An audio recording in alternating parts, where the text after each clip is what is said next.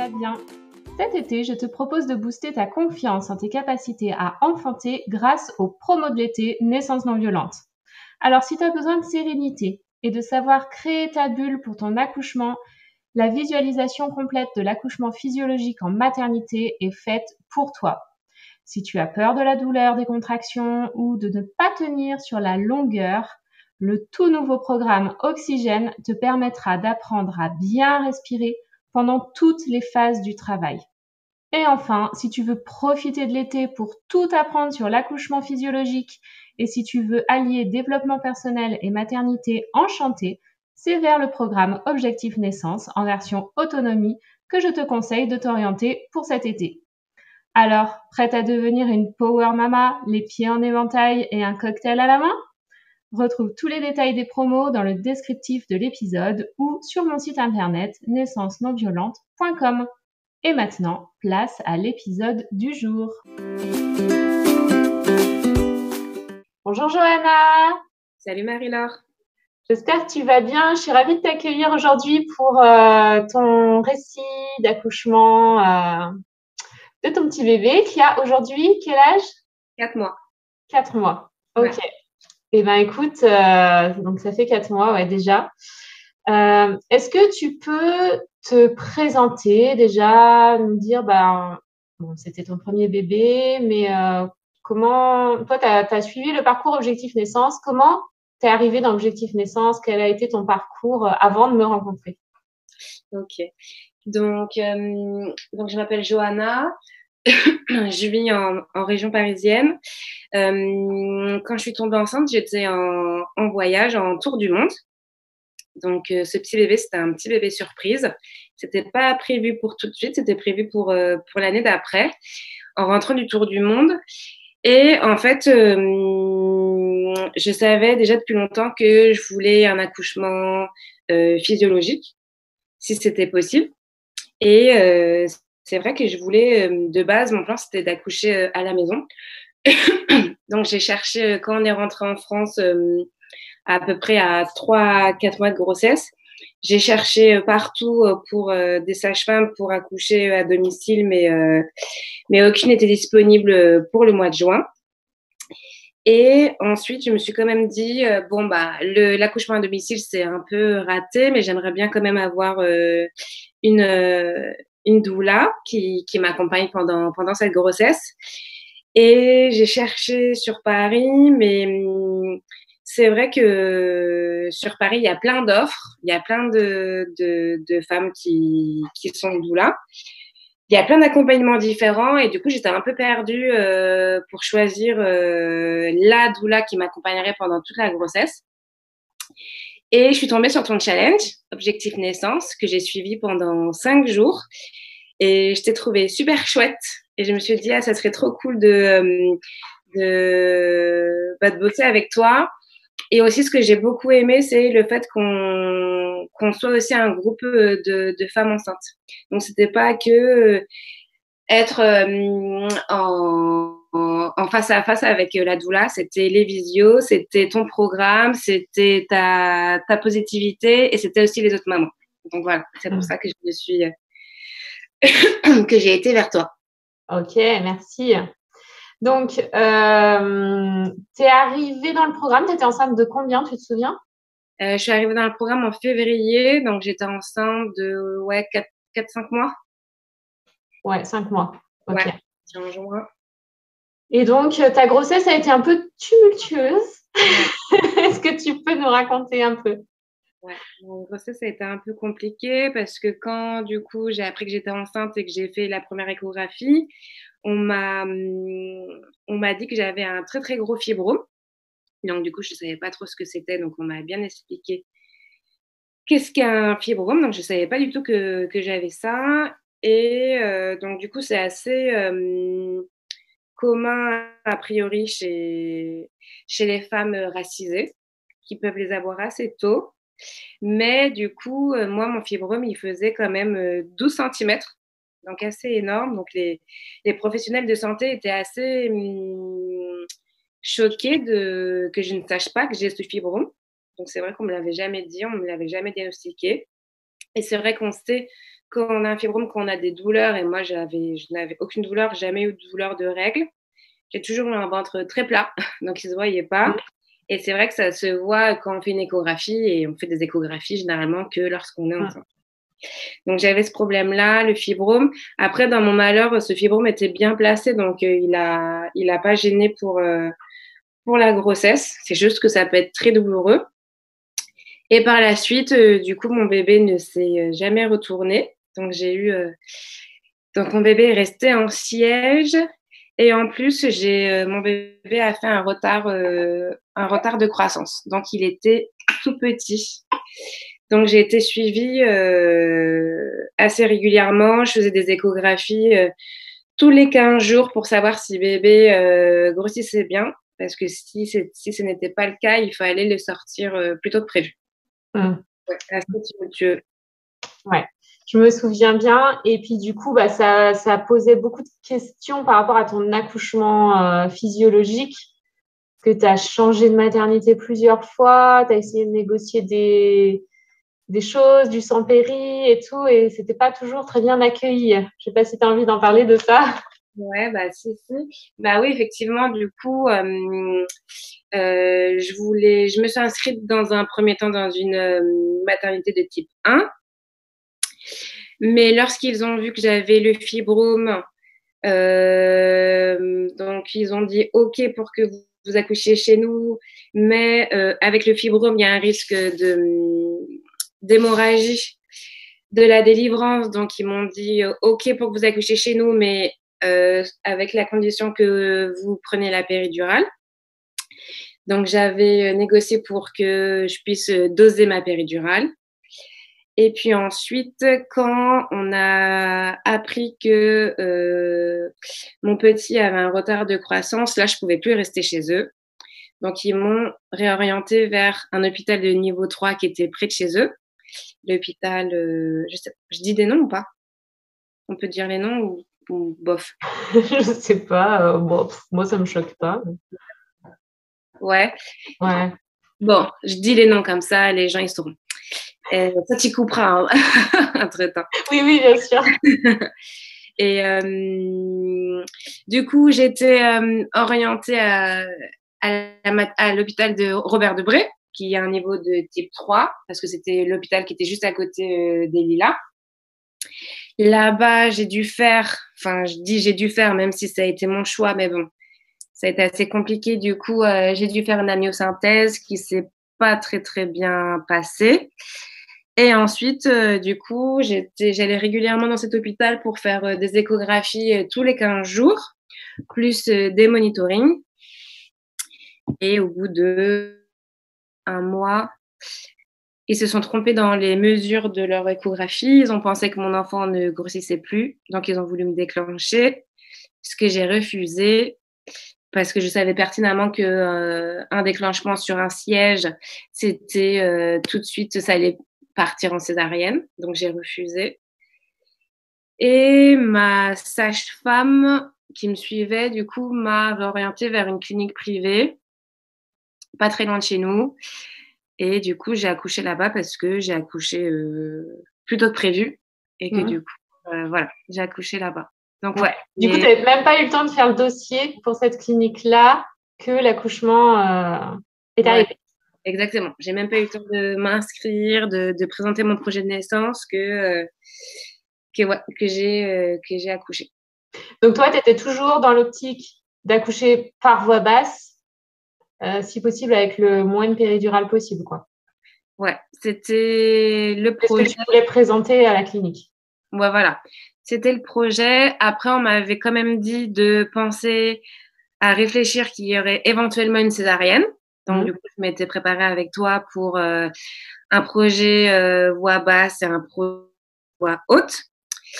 Au dernier hôpital du coup, celui où j'ai accouché, qui est un hôpital de niveau 2, parce que du coup, il me fallait une néonate, parce que mon enfant était vraiment petit. L'obstétricien qui m'a fait les échographies, lui, me préconisait une césarienne programmée.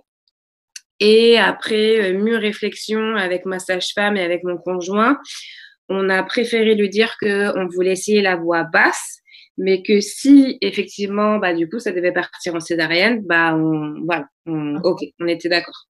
Ouais, tu voulais quand même tenter. Voilà, je voulais quand même tenter parce que je sais pertinemment que si je serais partie pour une césarienne programmée, je pense que je l'aurais regretté. Poser des questions, à me dire est-ce que j'aurais pu, donc j'ai préféré pas partir sur ça. Après, l'obstétricien nous avait programmé une échographie, comment ça s'appelle, l'échographie des hanches, je sais pas comment ça s'appelle. Du bassin? Ouais, voilà, du bassin. Pour avoir un dernier avis, parce qu'on s'était dit effectivement s'il passait pas, donc là ok, césarienne programmée, mais et finalement j'ai pas eu le temps de faire cette échographie. Voilà, cette échographie parce que j'ai accouché avant. Ok, ça marche. Et du coup, on est parti pour le récit d'accouchement. Tu nous racontes comment ça s'est passé? Ouais. Alors, du coup, alors moi, pendant toute ma grossesse, je n'ai eu aucune contraction. Donc, à chaque fois, je demandais aux autres mamans comment c'était. Mais voilà, je n'ai jamais ressenti de contraction. Et le lundi 6 juin, dans la nuit, donc vers 3 heures du matin, là, j'ai commencé à avoir des contractions. Donc voilà, j'ai compris ce que c'était. Donc, je savais que c'était bien ça. Du coup, à chaque fois que j'avais une contraction, ça me réveillait, mais j'arrivais à m'endormir entre chaque contraction parce qu'elles étaient quand même assez éloignées. Et moi, je me disais, voilà, c'est des contractions, ça contracte, mais je vais continuer ma vie comme d'habitude. À aucun moment, je pensais que j'allais accoucher ce jour-là. Je pensais que voilà, c'était comme ça, et puis j'allais continuer. Je devais faire un monitoring dans la journée. Enfin, j'avais des choses à faire dans la journée. Donc, je m'étais dit, voilà, ça contracte et puis on verra bien. Sauf que du coup, ça se contractait de plus en plus l'après-midi et c'était de plus en plus rapproché. Avec mon conjoint, du coup, il commençait comment on dit, à compter combien j'avais de contractions et comment elles étaient rapprochées. Début de soirée, je me suis dit, bon, du coup, on s'est quand même mis dans notre bulle. Mon conjoint a mis la musique, a mis les bougies. Du coup, on faisait les exercices de respiration. Vers 20h, je me suis dit, bon, je vais aller dans mon bain. J'ai pris un bain. Mon conjoint était avec moi. Et puis, je pense que j'ai perdu le bouchon muqueux vers 21h dans le bain, toujours. Je restais assez longtemps dans le bain quand même. Et je pense avoir rompu la poche des os dans le bain aussi, vers 22h. Et ensuite, je suis sortie. Et après la sortie du bain, là, ça commençait à devenir de plus en plus compliqué. Et là, avec mon conjoint, on s'est dit, bon, on savait qu'on ne voulait pas y aller tout de suite. Donc, du coup, on s'est dit, bon, là, maintenant, on savait qu'on n'allait pas se précipiter pour aller à la maternité. Mais là, on s'est dit, bon, 22h30, 23h, on va y aller. Et comme on n'était pas véhiculés, on s'est dit, et que ça commençait à être un peu dur pour moi, on s'est dit qu'on allait appeler les pompiers. Les pompiers n'ont pas voulu se déplacer parce qu'ils ont pensé que c'était trop tard. Alors, du coup, on a essayé de trouver une voiture Uber, mais on n'a pas trouvé de voiture Uber. Et là, on a appelé le SAMU qui est venu assez rapidement. Et on est arrivé assez rapidement à la maternité qui n'était pas loin de la maison. On est arrivé à la maternité vers minuit et demi. Et quand je suis arrivée à la maternité et qu'on m'a fait le toucher pour voir où en était mon col, la sage-femme était très étonnée de voir que mon col était ouvert à 10. Dilatation complète. Moi aussi, enfin, du coup, moi, j'étais tellement dans ma phase de désespérance que, même moi, j'y croyais pas. Et dilaté à 10, du coup, bébé en siège. Donc, elle dit, vous êtes dilaté à 10 et je sens les pieds, il est en train de descendre. Et quand elles m'ont mis le monito, du coup, le cœur était trop faible, donc j'ai dû partir en césarienne d'urgence. Donc, j'ai accouché de mon petit. Ils m'ont sorti en 5 minutes. Du coup, il est né le lendemain, le 7, à 1h du matin. Et tout allait bien. Tout allait bien. Tout s'est bien passé pour lui. Et voilà. Le père n'a pas pu être là pendant ma césarienne parce que du coup, ils ont tout fait en 5 minutes. Et du coup, après, Sébastien, il a pu réceptionner Naïlan.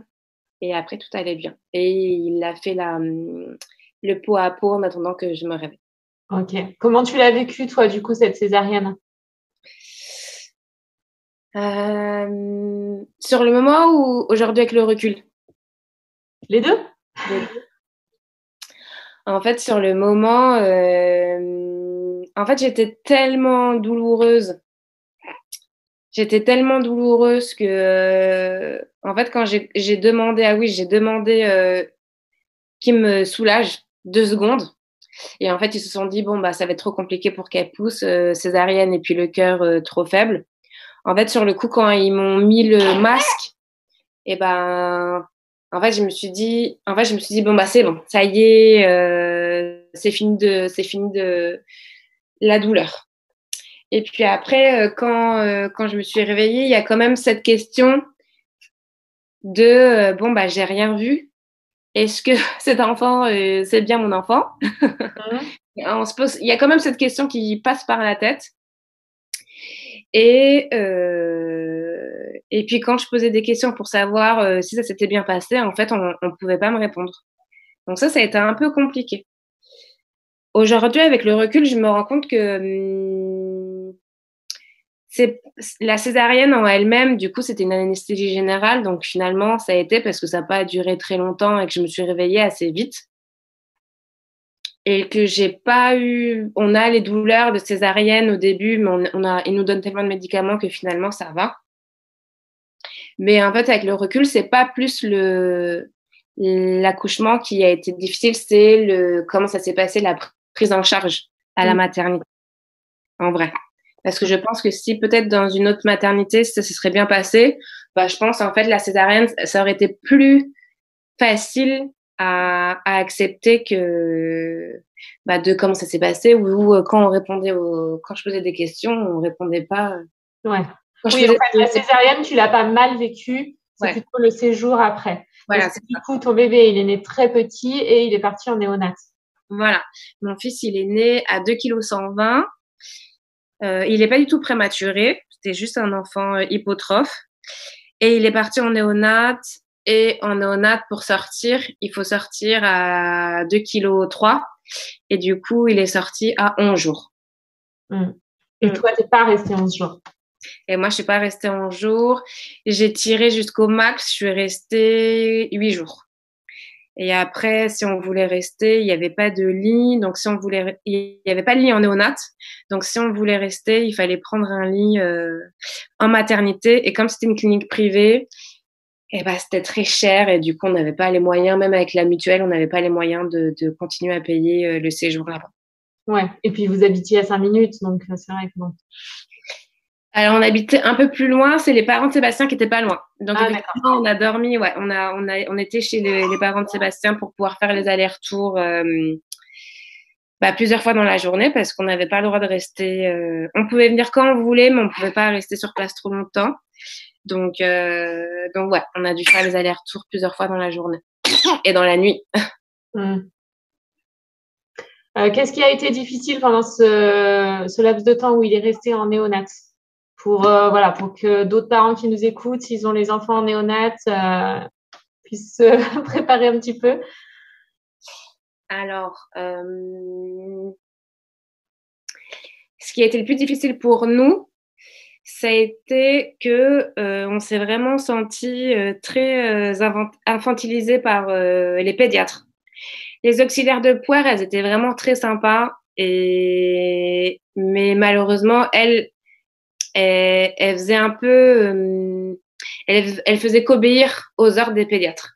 Et en fait, les pédiatres, il ou elle, changeait tous les jours. Donc, tous les jours, on avait un pédiatre différent. Et donc, c'était assez compliqué. C'était assez compliqué dans le sens où, quand on posait des questions, quand on leur montrait qu'on voulait être présent, qu'on voulait faire avec eux, qu'on demandait si c'était obligatoire, on voyait qu'on les bousculait dans leur pratique, dans leur quotidien. Et ça a été assez compliqué pour eux à gérer. Et au lieu du coup, qu'on travaille ensemble, qu'on soit une équipe ensemble, eh ben, ils ont pris ça comme de la défiance. Donc là, je dis clairement leurs mots. C'est eux, ils ont pris ils ont pensé qu'on était dans la défiance avec eux alors que juste on posait des questions et on voulait savoir si on pouvait dire oui ou non. Et du coup, ça a été assez compliqué parce que tout de suite, on a été catégorisé comme le couple qui embête, quoi, pour rester poli.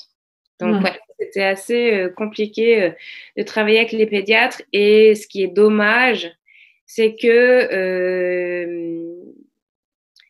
ils se transmettent des notes.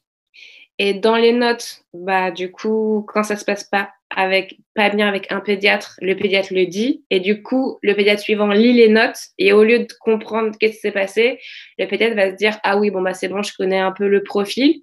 Et donc, finalement, tout de suite, on est discriminé parce que, bah, on a voulu parler, poser des questions, dire qu'on n'était pas d'accord. Donc ça, c'est-à-dire qu'avant de te rencontrer, il a déjà un avis négatif sur toi, quoi. Exactement, ouais, exactement. Pour donner un exemple, si je peux, oui. On a demandé notre dossier, du coup, parce qu'on a eu plein de questions sans réponse. On a demandé notre dossier, et dans notre dossier, l'obstétricien qui avait à maintes reprises préconisé la césarienne programmée, on lui avait dit, on préfère la voix basse, on entend la césarienne, mais on préfère la voix basse et on se prépare au cas où.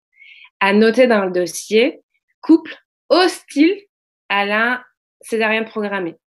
Et je me dis juste ça, en fait, juste de noter ça, couple hostile. Je me dis, mais en fait, il pouvait juste noter couple. On a proposé au couple, le couple a dit qu'il préférait voix basse. Enfin, je me dis déjà, rien que ça, déjà, je trouve ça très négatif. Et je me dis, en fait, moi, on m'a beaucoup reproché pendant mon séjour. Ah bah, madame, vous aviez qu'à prendre la césarienne programmée. Et en fait, bah, maintenant, je comprends mieux parce que il y a ce genre de commentaires dans le dossier, quoi. On n'avait même pas notre chance dès le début. Oui, alors que c'était même pas le même hôpital en plus. Ouais. Si, c'est le même. Si, c'est l'obstétricien qui nous a... Ouais, l'obstétricien qui, quand je suis arrivée chez eux, qui avait commencé à me dire qu'il m'avait fait les échos et qui avait dit césarienne programmée. Ouais. C'est le seul qui m'a dit césarienne programmée. D'accord. Ouais. Moi, j'avais envie que tu témoignes aujourd'hui aussi de tout ça parce que je sais que tu as traversé quand même beaucoup de difficultés, que ce soit pendant la grossesse avec tout ce côté médicalisation de la grossesse parce que ton bébé était trop petit, parce qu'il y avait un fibrome, parce qu'ils avaient peur et que plein de fois, tu as été obligé de te repositionner et d'avancer des arguments aussi pour faire entendre ta voix. Et après ton accouchement, pareil en néonate. Comment t'en ressors de tout ça, toi? Quelle force t'en tires aujourd'hui? Déjà, je dirais que sans toi, j'aurais pas pu me positionner autant. Même si j'ai un caractère assez fort, heureusement que tu étais là pour m'accompagner au quotidien. Aujourd'hui, je me dis que c'est quand même dommage que les professionnels de santé ne prennent pas le temps de s'adapter à chaque parent. Parce qu'on est tous et toutes différents et différentes et que y a des parents qui posent pas de questions parce que voilà, c'est eux, ils pensent que le professionnel soignant sait et voilà, ils ont tout à fait le droit de penser ça. Mais je me dis que pour d'autres couples qui se renseignent, qui sont accompagnés, qui aimeraient faire autrement et d'autant plus dans la physio, je me dis c'est quand même dommage que ces professionnels prennent pas plus le temps parce que du coup, ils prennent pas le temps. Après, j'entends bien qu'il y a aussi le contexte sanitaire qui fait que c'est aussi compliqué, j'entends bien, et qu'il y a de moins en moins de personnel dans les établissements. Mais je me dis que c'est quand même dommage parce que au lieu de travailler ensemble, et ben tout de suite ça peut partir dans la confrontation, alors que c'est pas ce qui est voulu en fait, c'est pas ce qui est désiré d'être dans la confrontation, surtout lorsqu'on est enceinte, qu'on est d'autant plus vulnérable et que voilà, il y a des grossesses qui peuvent être très très compliquées et qu'on a juste besoin de soutien finalement. Et du coup, je me dis que après avoir traversé cette grossesse, je me dis, même si c'était compliqué, je suis quand même contente d'avoir bataillé sur certains points, d'avoir laissé d'autres et d'avoir pu lâcher prise, même si c'est très compliqué à certains niveaux. Mais voilà, je me dis que voilà, j'ai essayé de faire comme je pouvais pour un accouchement physio, et ça n'a pas pu être le cas pour les raisons qu'on a citées. Je suis passée par tout ce que je voulais pas, la myosynthèse et la césarienne. Donc heureusement que tu étais là pour m'accompagner, et j'en parlais encore à des copines il y a pas longtemps. Je me disais que c'est vraiment qui connaissaient pas le métier de doula. Donc j'expliquais le métier de doula et je me disais c'est vraiment dommage que peu de personnes, je dis parce qu'il y a vraiment pas beaucoup de personnes qui connaissent, peu de personnes connaissent parce que c'est tellement important que les femmes elles soient accompagnées par des doulas justement pendant ce laps de temps qui est la grossesse et le mois d'or, que ça devrait être accessible à toutes, en vrai, à toutes et à tous. Et je me dis que voilà, moi ma force, je l'ai sortie, je pense que je l'ai sortie de par cet accompagnement. Et je me dis que voilà, j'ai eu une césarienne parce que voilà, c'était ce qu'il fallait pour sortir mon fils en bonne santé. Mais voilà, si je pense que je l'aurais très très mal vécu si j'avais pas été accompagnée par une doula, si j'avais dû partir en césarienne sans aucune préparation. Mm. Ouais, la force c'est vraiment l'accompagnement que tu as pu nous apporter, quoi.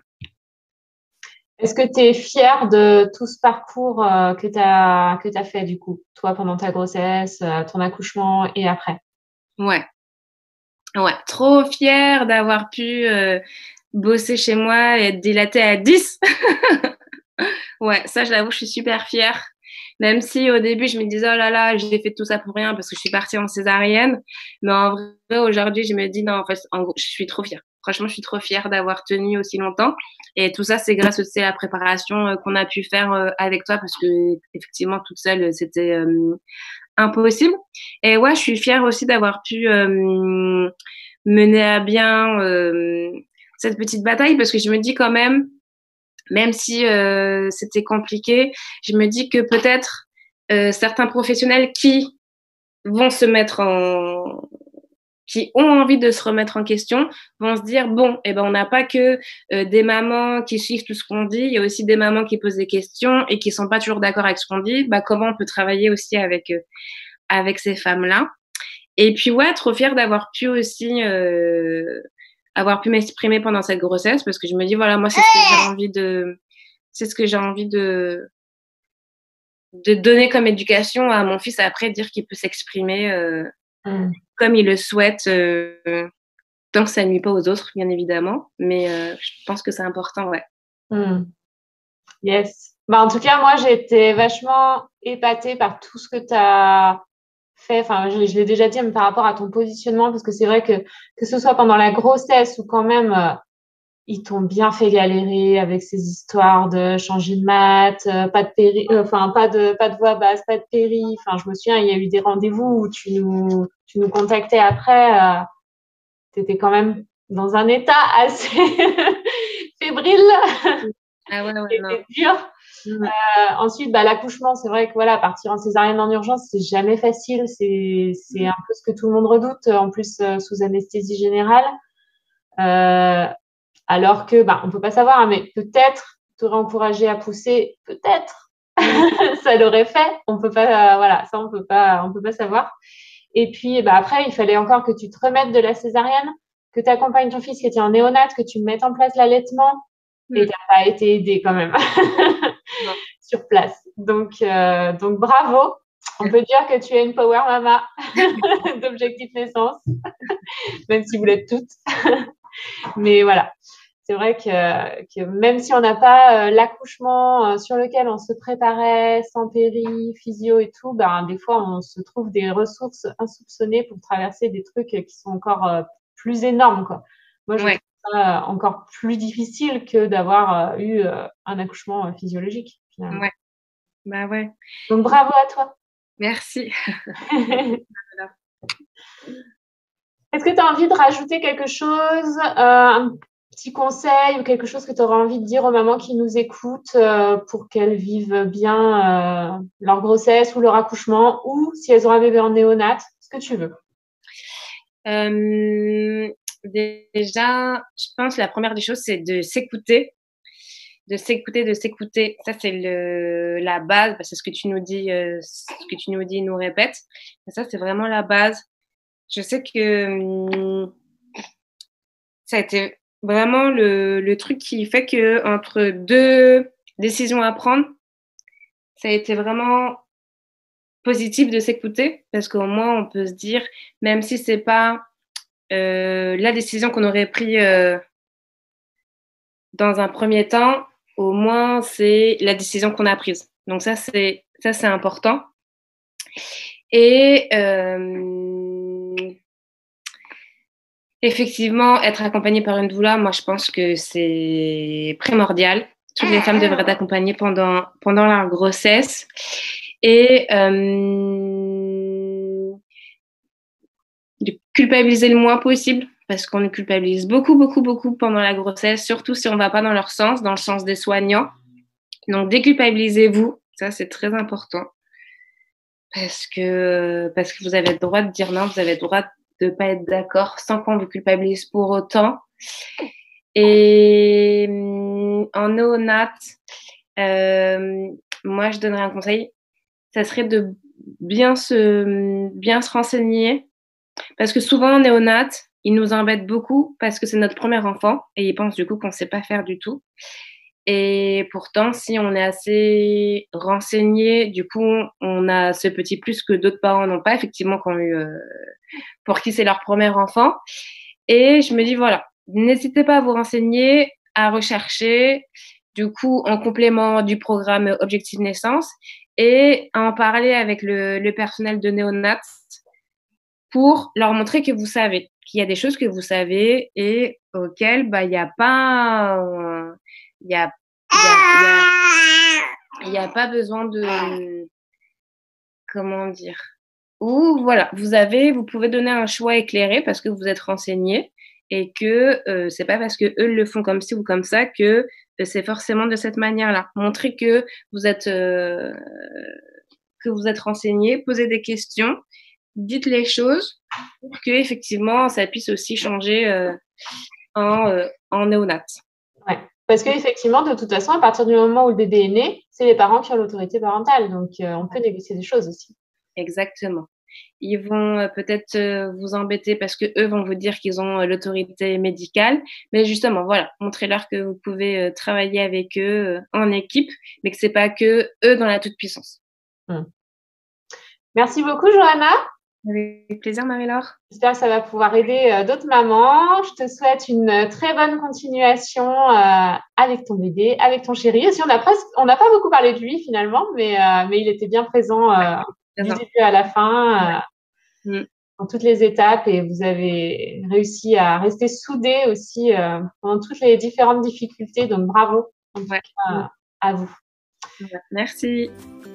Ciao. Ciao, Marie-Laure.